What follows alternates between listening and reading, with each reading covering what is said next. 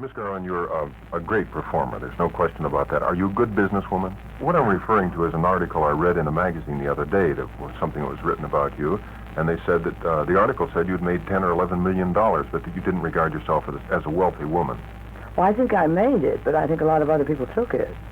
So I don't know. I didn't know it well enough because I started to make a lot of money when I was very young, and I didn't naturally have the equipment to watch over everything. I don't know whether I made 10 or 11 million. That's a rather facetious thing to say.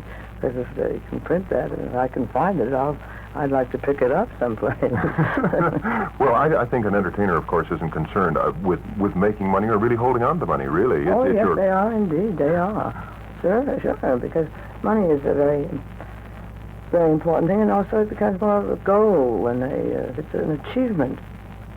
You don't want to just be a sloppy person and do one part of your life well and then not be able to take care of the rest of it. So money is part of work.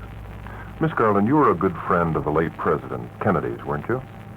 Yes, I can honestly say that I was very honored to be a friend of President Kennedy. Didn't you used to call him on the phone occasionally?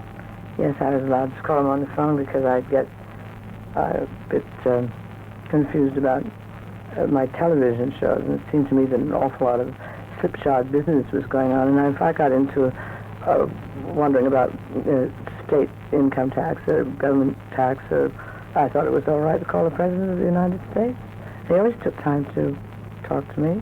Well, apparently the President thought it was all right for Judy Garland to call, too. He took the calls, didn't he? Yes, he took the calls. I think he probably took lots of calls, not just mine, but he was a very good friend, very fine president, and a very fine man. Well, I think it's a great loss to all of us. This article, again, that I'm talking about in the magazine, they said that they quoted you as saying one time when you were calling the White House and asking for the President or Mrs. Lincoln. What happened? What did you hear in the background? Well, nothing. Mrs. Lincoln was President Kennedy's private secretary, and it always used to be kind of funny. But I'd say this is Judy Garland calling President Kennedy at the White House in Washington, and then there'd be a bit of confusion, you know. And I'd say if you can't get ask for Mrs. Lincoln, and the operator would always say, "Whoa, this is really, she's really gone." Now, Judy Garland says that she's Judy Garland. She thinks Abraham Lincoln is still in the White House asking to talk to Mrs. Lincoln. Well, Miss Garland, I'd like to thank you for taking the time away from, well, your very busy schedule, because I know it is very busy, to say hello to us today. Well, it's very nice to have a very busy schedule. It's very nice talking to you. This is Dale Remington for Monitor.